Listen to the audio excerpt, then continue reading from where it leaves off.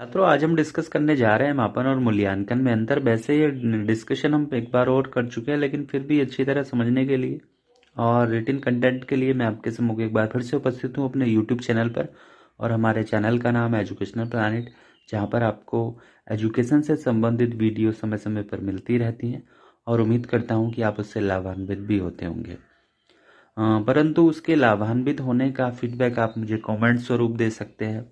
तो जिन जिन छात्रों को ये वीडियो अच्छा लगता है और उन्हें कोई सुझाव अगर आता है या सुझाव देना चाहते हैं तो वो कमेंट के थ्रू दे सकते हैं। तो आज का हमारा टॉपिक है मापन और मूल्यांकन में अंतर। मापन और मूल्यांकन में क्या अंतर है, इसको हम डिस्कस करेंगे। तो आपके सम्मुख एक PDF है जो आपके रिटिन नोट्स के काम आएगा। तो रिटिन नोट्स के काम आएगा। तो हमारे पास पहला है मापन और मूल्यांकन में अंतर। तो आप देख रहे होंगे, आपकी स्क्रीन पर शो हो रहा होगा मापन एवं मूल्यांकन में अंतर। तो फर्स्ट पहला क्या अंतर है वो हम डिस्कस करते हैं। मापन एक प्राचीन धारणा है, हम पहले भी कह चुके हैं। मेजरमेंट क्या है? मेजरमेंट पहले से होता है, बहुत पहले से। और जबकि मूल्यांकन का जो मूल्यांकन है या जो मूल्यांकन का सिस्टम है, ये एक नवीन परंपरा है। और 19वीं शताब्दी हम पहले ही डिस्कस कर चुके हैं। 19th सेंचुरी में इसका शुरुआत हुआ था और सबसे पहले USA ने इसे अपने सिलेबस में, अपने एजुकेशन में लाए थे। ये USA ने इसको फॉलो किया था। तो समझ गए होंगे आप। आगे चलते हैं हम। नेक्स्ट अगला है हमारे पास, मापन का क्षेत्र संकुचित एवं सीमित होता है, जबकि इसका एरिया क्या होता है? बड़ा होता है। हम पहले ही कह चुके हैं इसका एरिया कैसे बड़ा होता है। इसमें हम फिजिकल, इसमें हम मेंटल, इसमें हम नॉलेज और इसमें हम उसका बिहेवियर, व्यवहार, और इसमें हम क्या करते हैं, इसमें हम उसका करेक्टर, और इसमें हम उसका मॉरल, और इसमें हम उसका समक्ष शैक्षिक और सह शैक्षिक दोनों तरह की चीज़ों का हम क्या करते हैं, इसमें इवेल्युएशन करते हैं, इसमें मापन करते हैं, इसमें हम उसका आकलन करते हैं। ठीक है ना। आगे चलते हैं। नेक्स्ट अगला नंबर है नंबर 3। व्यक्तित्व मापन के कुछ आयामों की जांच का पता लगाता है, जबकि मूल्यांकन छात्र की मानसिक योग्यता, रुचि, अभिरुचि, अभिवृत्तियों आदि व्यक्तित्व के सभी पक्षों की जांच करता है। व्यक्तित्व के सभी पक्ष, पर्सनैलिटी आप सभी पढ़े होंगे। पर्सनैलिटी में क्या होता है? इंटरनल क्वालिटी और एक्सटर्नल क्वालिटी। तो इंटरनल और एक्सटर्नल दोनों पे बात करता है। और उसका इंटरनल के साथ साथ उसकी मानसिक योग्यता, मेंटली, उसकी रुचि, उसकी अभिरुचि, उसकी अभिवृत्ति आदि सभी पक्षों का जांच करता है, जबकि मापन में सब कुछ नहीं आता है। आगे चलते हैं। मापन के आधार पर भविष्यवाणी करना संभव नहीं है। मेजरमेंट में हम भविष्यवाणी नहीं कर सकते। क्यों नहीं कर सकते? क्योंकि हमारे पास पूरा डेटा ही नहीं है, हम जानते ही नहीं है उसके विषय में। मापन आप समझते होंगे, मापन मीन्स किसी एक सब्जेक्ट में, किसी एक तथ्य में, और उसमें क्या होता है, उसमें सारे तथ्य आते हैं, उसमें बहुत बड़ा ब्रॉड एरिया होता है। आगे चलते हैं। मापन क्या है? मापन एक साधारण शब्द है, नॉर्मल वर्ड है मापन। मेजरमेंट, जिसे इंग्लिश में मेजरमेंट कहते हैं।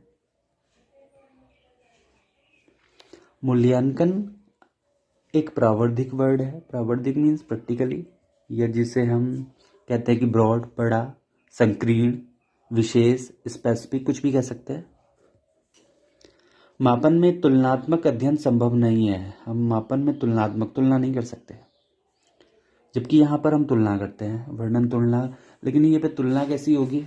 एक स्टूडेंट राम है, एक श्याम है, तो इनके बीच में तुलना नहीं होगी। हम क्या करते हैं, हम राम के पिछले रिकॉर्ड्स, पास्ट, और अगर हम इसकी श्याम से तुलना भी करेंगे तो तुलना का मतलब ये नहीं कि अगर 50 ला रहा है और ये 60 ला रहा है तो हम कहे कि तूने 60 क्यों नहीं लाए, तो राम क्या हो जाएगा, प्रेशर में आ जाएगा। तो इसलिए हम ऐसी तुलना नहीं करते, बट तुलना हम कर सकते हैं लेकिन उसके पास से करेंगे। पिछली बार हो सकता है वो 40 लाया हो और इस बार 50 लाया हो, तो बढ़िया होगा ना। आगे अगला है हमारे पास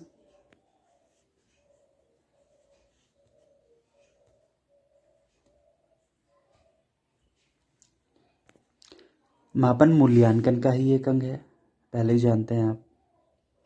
जबकि मूल्यांकन संपूर्ण शैक्षिक प्रणाली का अंग है। और ये हमारा 7 नंबर रह गया था। मापन की प्रक्रिया में एकीकरण होता है और मूल्यांकन की प्रक्रिया में विवेचन समाहित होता है। अर्थात कोई डेटा होता है तो डेटा को हम क्या करते हैं, एनालिसिस करते हैं। किसमें, इवैल्यूएशन में। ईवी में क्या करते हैं, हम एनालाइज करते हैं डेटा का। तो इसमें विवेचना होती है, ठीक है ना। क्या होती है इसमें, इसमें विवेचना होती है। कैसी विवेचना, अगर कोई व्यक्ति का रिपोर्ट कार्ड जब हम उसे देते हैं तो रिपोर्ट कार्ड के आधार पर हम उसकी विवेचना करते हैं। आगे चलते हैं। मापन मूल्यांकन का एक अंग है, ये हम पहले ही समझ चुके हैं। मापन के लिए समय, श्रम, साधन एवं धन की आवश्यकता नहीं पड़ती है। इसमें हमें कोई साधन नहीं चाहिए, इसके लिए हमें ज़्यादा श्रम की आवश्यकता नहीं है, इसके लिए हमें समय की आवश्यकता नहीं पड़ेगी ज़्यादा। हम कभी भी क्या कर सकते हैं, उसका मेजरमेंट कर सकते हैं। जबकि मूल्यांकन के लिए समय अधिक लगेगा। हम जानते हैं ना, मूल्यांकन जब हम पढ़ रहे थे तो हमने कहा था फॉर्मेटिव और समेटिव। आपको ध्यान होगा, formative assessment and summative assessment. जब फॉर्मेटिव और समेटिव असेसमेंट मिल जाता है तो क्या बनता है, इवैल्यूएशन, ठीक है ना। तो इसमें मासिक टेस्ट भी होते हैं, उसके समय समय पर जो टेस्ट होते हैं वो सब कुछ किस में आते हैं, इवैल्यूएशन में ही आते हैं। तो इसमें हमें ज़्यादा टाइम लगेगा और धन की आवश्यकता भी ज़्यादा लगती है। आगे है, मापन केवल संख्यात्मक होता है। संख्यात्मक मीन्स हम मार्क्स देते हैं। किसकी बात करता है वो, 100 की। 100 में से 30% हो गया। 100 में से 50% हो गया। तो इस पे बात करता है ये। आगे है, इधर मूल्यांकन में मूल्यांकन गुणात्मक और परिणात्मक दोनों बात करता है। वो गुण की भी बात करता है कि राम अच्छा है। राम कितना अच्छा है, बहुत अच्छा भी हो सकता है। तो ये उसके नंबर भी बताएगा, मार्क्स भी बताएगा, और उसके गुण जो उसमें क्वालिटी होगी उसके बारे में, कि भाई वो स्पोर्ट में अच्छा है, वो सिंगिंग में अच्छा है, ठीक है ना। तो ऐसी बहुत सारी चीज़ें हैं। आगे चलते हैं। मापन के द्वारा निदानात्मक तथा उपचारात्मक शिक्षण संभव नहीं है। हम रेमेडियल नहीं दे सकते, हम उसे डायग्नोसिस नहीं कर सकते, हम उसका डायग्नोसिस नहीं कर सकते और रेमेडी भी नहीं दे सकते, ठीक है ना। जबकि इसमें क्या होता है, मूल्यांकन में मूल्यांकन के द्वारा निदानात्मक तथा उपचारात्मक शिक्षण संभव है। हम उसकी कमियों का पता लगाते हैं और उन कमियों को दूर करते हैं। आगे चलते हैं। मापन के आधार पर छात्र के संबंध में स्पष्ट धारणा का निर्धारण नहीं किया जाता। कोई स्पष्ट धारणा नहीं बनाई जाती है। जबकि इधर क्या होता है, इधर कोई स्पष्ट धारणा बनाई जाती है या बन सकती है।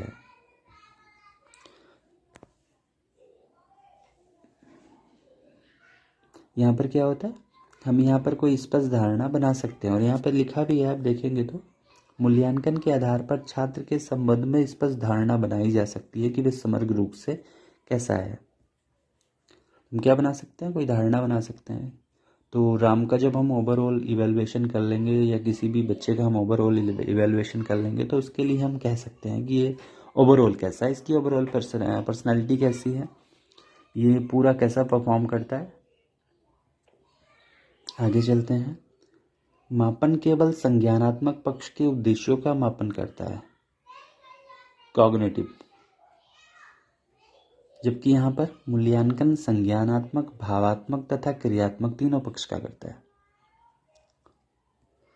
कोई भी टॉपिक पढ़ाने के कई मकसद होते हैं।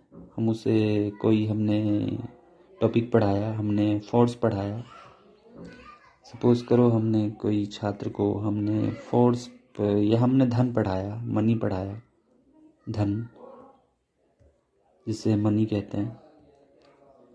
तो मनी जब हम उसे पढ़ा देंगे तो मनी के बाद हम चाहेंगे कि वो मनी का ज्ञान भी कर ले।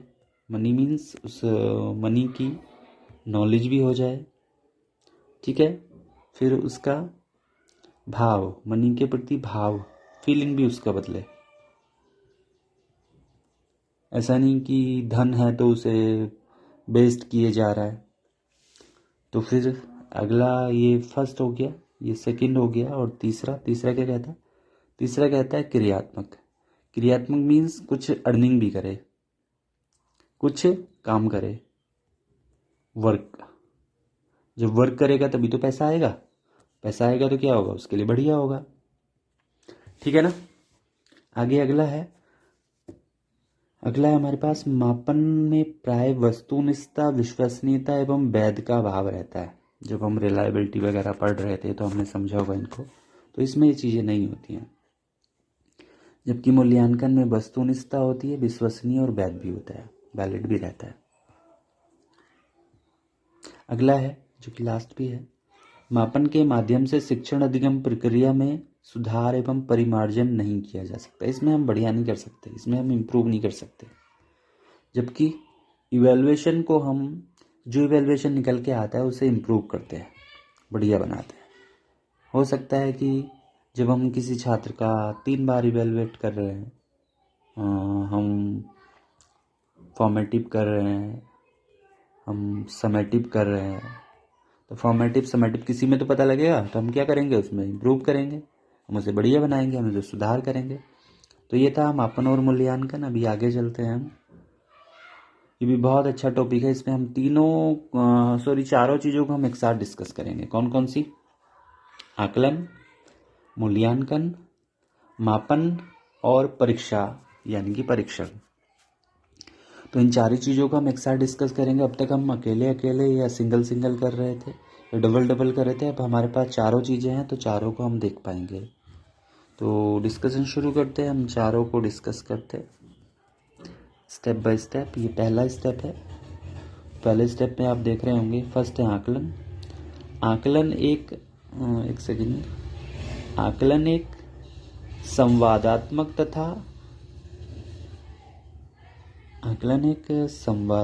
तथा थोड़ा सा हमें इसका फ़ॉन्ट कम करना पड़ेगा।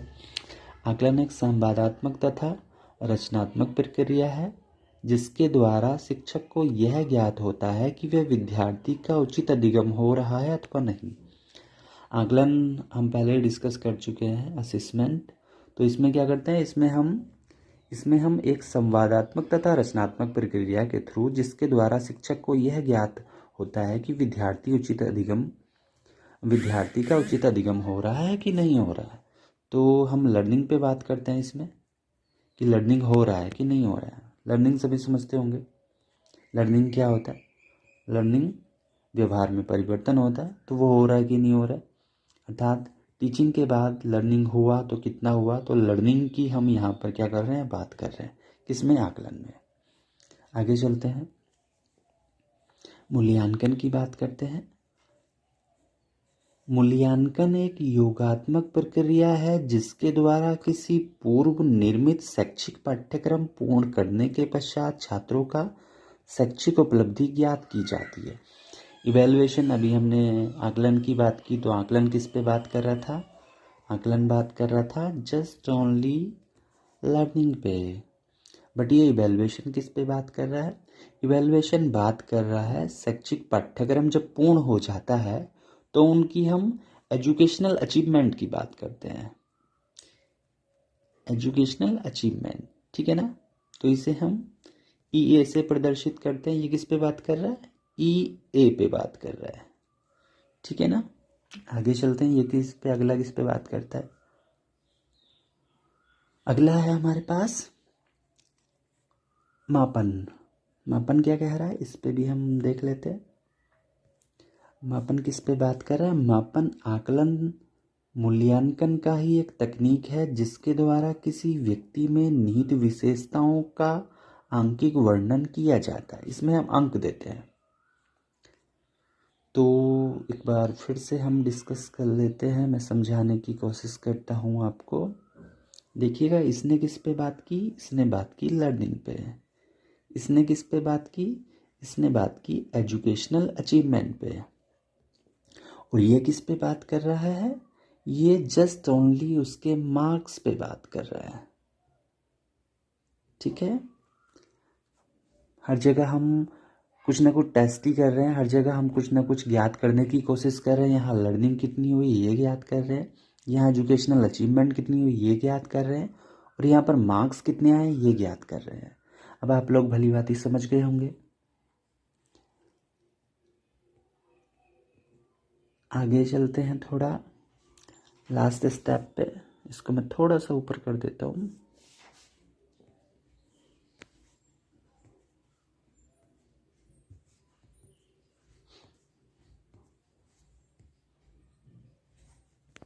इसको मैं थोड़ा सा ऊपर कर देता हूँ और इसको थोड़ा सा और ऊपर करना पड़ेगा हमें। हाँ जी, अब दिख रहा होगा आपको। अब थोड़ा सा प्रॉब्लम आपको एक सेकंड में ठीक करने की कोशिश करता हूँ। हाँ, अब बात हम करते हैं परीक्षा तथा परीक्षण आकलन मूल्यांकन का एक उपकरण है, पद्धति है। परीक्षा परीक्षण वह प्रक्रिया है जिसके द्वारा मुख्य रूप से पाठ्यक्रम के ज्ञानात्मक अनुभव कौशलों की जांच समय समय पर की जाती है। अर्थात यहाँ पर हम क्या बात कर रहे हैं? यहाँ पर हम छात्रों की जो हम इवैल्यूएशन या हम ये आकलन कर रहे थे, ये मूल्यांकन कर रहे थे, तो उसका ही क्या है? मिला जुला। अर्थात ये हम किससे करते हैं? ये दोनों हम किससे करेंगे? इससे करेंगे। ठीक है ना? किससे करेंगे हम ये दोनों? हम ये दोनों, ये और ये दोनों मिलके हम किससे करेंगे? एग्जामिनेशन टेस्ट से करेंगे। अर्थात परीक्षा तथा परीक्षण आकलन मूल्यांकन का उपकरण है। ये क्या है? इसी का एक उपकरण है, या प्रविधि है, या पद्धति है। परीक्षा परीक्षण की वह प्रक्रिया जिसके द्वारा मुख्य रूप से पाठ्यक्रम के ज्ञानात्मक अधिगम या ज्ञानात्मक अनुभव की जांच की जाती है। तो समझ गए होंगे आप अच्छे से। आगे चलते हैं। नेक्स्ट, इसका उद्देश्य क्या है? उद्देश्य पे हम बात कर लेते हैं। तो ये क्या था हमारा? ये असेसमेंट था। और ये क्या है हमारा? ये हमारा इवैल्यूएशन था। और ये क्या है हमारा? मेजरमेंट है। और ये क्या है हमारा? परीक्षा या एग्जाम है। ठीक है, तो उद्देश्य क्या है इसका? इसका उद्देश्य निदानात्मक होता है, अर्थात हम निदान करते हैं। इसका उद्देश्य मूल्य निर्णय करना होता है। इसका उद्देश्य मापन आकलन तथा मूल्यांकन की तकनीकी है। और परीक्षा के द्वारा मुख्य रूप से पाठ के या पाठ्यक्रम के ज्ञानात्मक अनुभव की जांच की जाती है। आगे चलते हैं। इसी का आगे का बचा हुआ रूप है। इसमें आकलन का उद्देश्य शिक्षण अधिगम कार्यक्रम में सुधार करना, छात्रों व अध्यापकों की पृष्ठपोषण पालन करना तथा छात्रों को अधिगम संबंधी कठिनाइयों का ज्ञात करना होता है। जबकि यहाँ पर शैक्षिक संदर्भ में मूल्यांकन का उद्देश्य निर्धारित पाठ्यक्रम की समाप्ति पर छात्रों की उपलब्धि को ग्रेड अंक के माध्यम से प्रदर्शित करना होता है। और इसका उद्देश्य, हमारे मापन का क्या उद्देश्य होता है? इसका उद्देश्य विशेषताओं को मापना होता है। और अगर हम परीक्षा की बात करें तो परीक्षा का क्या उद्देश्य होता है? परीक्षा का उद्देश्य कौशलों की जांच की जाती है। परीक्षा तथा परीक्षण मूल्यांकन का ही एक उपकरण है, हम पहले ही कह चुके हैं। That is the tool. ये एक टूल है किसका? इवैल्यूएशन का। इवैल्यूएशन का, मापन का, मेजरमेंट का, और हमारा और किसका टूल है? असेसमेंट का। ये तीनों का टूल हमारा क्या है? परीक्षा। बिना परीक्षा के हम तीनों की जानकारी नहीं ले सकते। आगे चलते हैं, अवधि की बात करते हैं। अवधि, यह संपूर्ण अकादमिक अवधि के दौरान चलने वाली प्रक्रिया चलती रहती है, छोटे छोटे पीरियड में। यह पाठ्यक्रम की समाप्ति पर होती है। ये जो पाठ्यक्रम खत्म हो जाता है तब होता है। यह कभी भी या कभी कभी चलने वाली प्रणाली है, कभी कभी होती है। और अगला क्या है, यह निश्चित समय अंतराल पर अपनाया जाता है, जैसे परीक्षा समय समय पर होती है। आगे चलते हैं, शिक्षण शास्त्रीय। शिक्षण शास्त्र का हिस्सा है क्या, क्या हिस्सा है शिक्षण शास्त्र का? असेसमेंट। किसका हिस्सा है? शिक्षण शास्त्र का। अगला क्या है, ये हमारा इवैल्यूएशन है। शिक्षण शास्त्र, ये भी शिक्षण शास्त्र का हिस्सा है, जो पढ़ने पढ़ाने के अंत में उपलब्धियों के वर्गीकरण के लिए किया जाता है। अगला क्या है, मापन। मुख्य तौर पर व्यक्तित्व के विभिन्न बिंदुओं, मानसिक क्षमता, रुझान इत्यादि के लिए किया जाता है। और परीक्षा तो होती रहती है, समझ गए होंगे आप।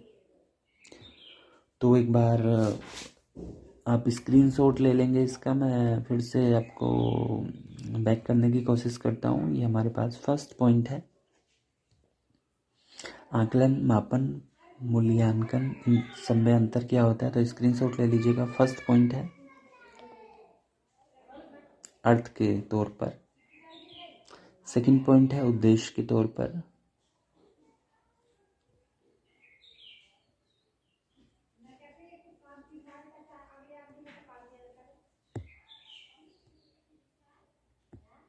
और थर्ड है हमारे पास अवधि के तौर पर, टाइम कितना लगता है इसमें। और अगला है शिक्षण शास्त्रीय के तौर पर। अब हम ओरली बात कर लेते हैं एग्ज़ाम क्या है। वैसे तो हम ये बात पहले भी कई बार कर चुके हैं, बट रिटन फॉर्म में हम आपको कंटेंट नहीं अवेलेबल कराए थे, तो उसके लिए आपके लिए अच्छा होगा। परीक्षा का अर्थ, छात्रों की उपलब्धि से संबंधित साक्ष्यों को इकट्ठा करने की प्रक्रिया परीक्षा कहलाती है। इसमें परीक्षणों की रचना, प्रशासन, परीक्षाओं का संचालन, उत्तर पुस्तिकाओं का मूल्यांकन तथा छात्रों की उपलब्धि सूचित करने की प्रक्रिया होती है। एग्ज़ाम टेस्ट से आप क्या समझते हैं? टेस्ट मीन्स कोई टेस्ट को जब हम लेते हैं तो क्या होता है, हम एग्ज़ाम करते हैं, फिर आंसर बुक को कलेक्ट करते हैं, फिर इवैल्यूएशन कर देते हैं, फिर छात्रों को सूचित भी कर देते हैं, इन्फॉर्म कर देते हैं कि क्या नंबर है। किससे पॉसिबल है? टेस्ट से, एग्ज़ाम से। अगर ये नहीं होगा तो हमारे पास आंसर बुक नहीं होगी, आंसर बुक नहीं होगी तो अच्छा इवैल्यूएशन नहीं होगा, इवैल्यूएशन नहीं होगा तो हम इन्फॉर्म कैसे करेंगे स्टूडेंट को। आगे चलते हैं, परीक्षा की परिभाषा। एक परिभाषा है शिक्षा शब्दकोश के अनुसार, किसी क्षेत्र में छात्रों की उपलब्धि अथवा योग्यता की जांच के लिए जो प्रक्रिया प्रयुक्त की जाती है उसे परीक्षा कहते हैं। परीक्षा क्या है? परीक्षा एक प्रणाली है। वर्तमान समय में छात्रों की उपलब्धि ज्ञात करने के लिए मुख्यतः 3 परीक्षाओं का आयोजन किया जाता है। लिखित परीक्षा, प्रायोगिक परीक्षा, मौखिक परीक्षा। मौखिक मीन्स अगर हम ओरली किसी से कुछ पूछ रहे हो, तो जैसे इंटरव्यू हो गया, तो वो क्या कहलाएगा? मौखिक परीक्षा। प्रैक्टिकली हम कोई प्रैक्टिकली काम करवा रहे हैं तो वो क्या कहलाएगी? Practically exam. जैसे टीचर होता है तो टीचर का क्या होता है? प्रैक्टिकली एग्ज़ाम होता है, ठीक है ना। तो वो एग्ज़ाम क्या होता है?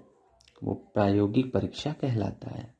अगला क्या है हमारे पास? अगला है लिखित परीक्षा, जो आप लोग देते हैं,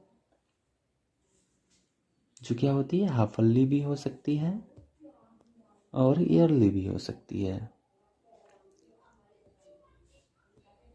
लिखित परीक्षा का स्वरूप देख लीजिएगा।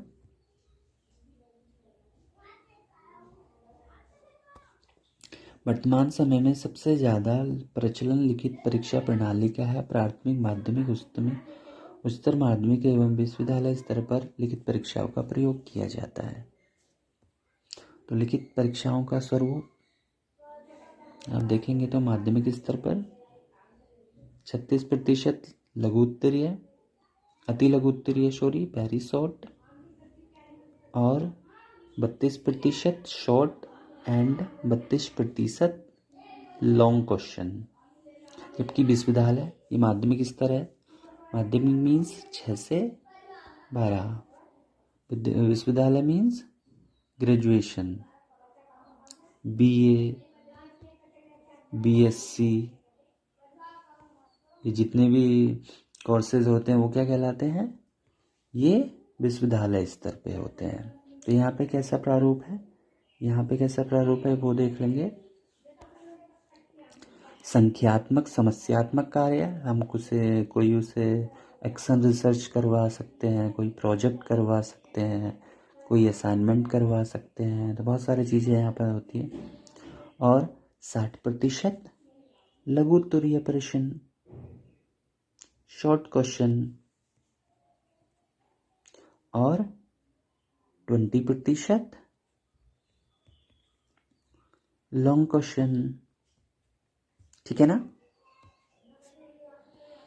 आगे देखते हैं प्रैक्टिकली आप जिस भी बीए करे होंगे, बीएससी करे होंगे, एमए किए होंगे, एमएससी किए होंगे, बीएड किए होंगे, तमाम तरह की परीक्षाएं होती होंगी। जैसे कोई अभी हमने एग्जाम्पल लिया था, टीचर होता है तो उसका भी क्या होता है, प्रैक्टिकल एग्ज़ाम होता है। ऐसे ही साइंस का कोई स्टूडेंट है तो वो साइंस के अकॉर्डिंग अपने प्रैक्टिकल करेगा। ऐसे ही अगला है मौखिक परीक्षा, जो लिखित प्रायोगिक के साथ मौखिक परीक्षाओं का आयोजन भी किया जाता है, वॉइस वाइवा जिसे हम कहते हैं। तो उससे भी हम बच्चे का कॉन्फिडेंस लेवल, उससे हम वे ऑफ टॉकिंग उसका, और हम उसकी बहुत सारी चीज़ों को ऑब्जर्व करते हैं। अगला है परीक्षा एवं परीक्षण निबंधात्मक परीक्षाएं। तो निबंधात्मक परीक्षाएं कैसी होती हैं, वो क्वेश्चन जो क्या होते हैं, जो बच्चों के ज्ञानात्मक, क्रियात्मक और भावात्मक अर्थात तीनों का बोध करते हैं। अर्थात इसमें बच्चा क्या करता है, अपने व्यूज़ के अनुसार आंसर देता है। और इसका आप स्क्रीनशॉट ले लीजिएगा।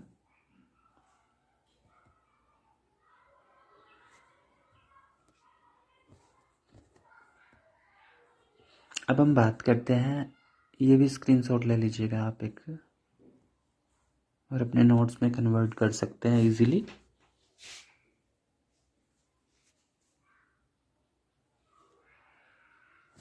आगे चलते हैं, परीक्षा और मापन।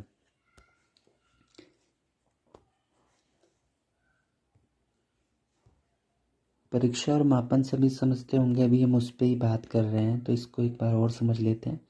प्रायः लोग परीक्षा प्रणाली और मापन को एक अर्थ में प्रयोग करते हैं, एक ही समझ लेते हैं, बट ऐसा है नहीं, परंतु यह अनुचित है। मापन और मूल्यांकन का एक आवश्यक अंग है परीक्षा। मापन की एक विधि है। बच्चों की रुचि, रुझान, योग्यता, व्यवहार में होने वाले परिवर्तन का मापन केवल परीक्षा के द्वारा ही होता है। जैसे अवलोकन, साक्षात्कार, अभिलेख, तो इन्हीं को हम क्या कहते हैं, इन्हीं को हम मूल्यांकन की प्रविधियां भी कहते हैं।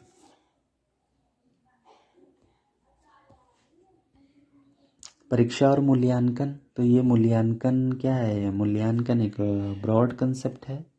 इवैल्यूएशन क्या है, ब्रॉड कंसेप्ट है। हम बहुत सारी चीज़ों का मूल्यांकन करते हैं, इसमें हम फिजिकल भी करते हैं, मेंटल भी करते हैं, इमोशन भी करते हैं, सोशल भी करते हैं, मॉरल भी करते हैं, करेक्टर भी करते हैं। और ये परीक्षा क्या हो गया, परीक्षा इसका जस्ट ओनली एक पार्ट हो गया। क्या हो गया, परीक्षा एक पार्ट हो गया। ठीक है ना। जैसे यहाँ पे दिख रहा होगा आपको, शो हो रहा होगा, परीक्षा एक संबंध में एक दूसरी भ्रांति से उसे मूल्यांकन के स्थान पर प्रयोग करते हैं, बट ऐसा नहीं है, हम पहले ही कह चुके, दोनों अलग अलग चीज़ें हैं। इवैल्यूएशन अलग है एंड एग्ज़ाम अलग है, दोनों अलग हैं। एग्ज़ाम से ही क्या होता है, इवैल्यूएशन ले सकते हैं। एग्जामिनेशन से हमें क्या मिलता है, रिकॉर्ड मिलता है, हमें इसके बारे में रिकॉर्ड मिलता है। तो इसका भी स्क्रीनशॉट आप ले सकते हैं। आगे चलते हैं, परीक्षण, टेस्ट। एक चीज़ यहाँ पे समझना होगा हमें, परीक्षा और परीक्षण भी अलग अलग प्रक्रिया है। शिक्षण प्रक्रिया में शैक्षिक उद्देश्यों की प्राप्ति के लिए मूल्यांकन प्रविधियों का प्रयोग किया जाता है। शैक्षिक अधिगम के पश्चात बालक के व्यवहार में आए वांछित परिवर्तन का मूल्यांकन करने के लिए परीक्षण के कुछ तरीके स्वतंत्र अनुक्रियात्मक तथा कुछ तरीके निश्चित क्रियात्मक प्रकार के होते हैं। तो परीक्षण, स्क्रीनशॉट ले लीजिएगा इसका भी। फिर नेक्स्ट हम डिस्कस करते हैं परीक्षण के प्रकार। ये भी उसी तरह का है। एक अच्छा सा डायग्राम आपको दिख रहा होगा। परीक्षण टेस्ट मॉरल यानी कि ओरल होता है, रिटन फॉर्म में होता है, प्रायोगिक होता है, निबंधात्मक, वस्तुनिष्ठ।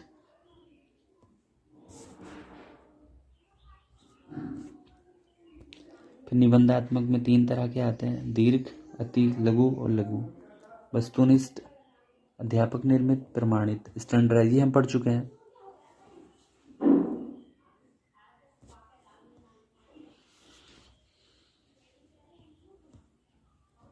ये क्वेश्चंस के प्रकार हैं।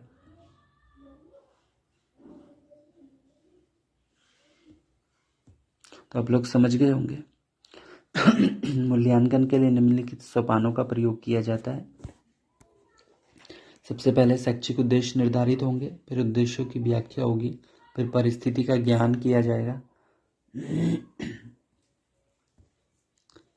फिर कौन सा इवैल्यूएशन का प्रोसेस लगाना है वो, फिर विधियाँ बनाई जाएंगी, फिर विधियों का प्रयोग, फिर प्रदत्त, फिर रिजल्ट आएगा,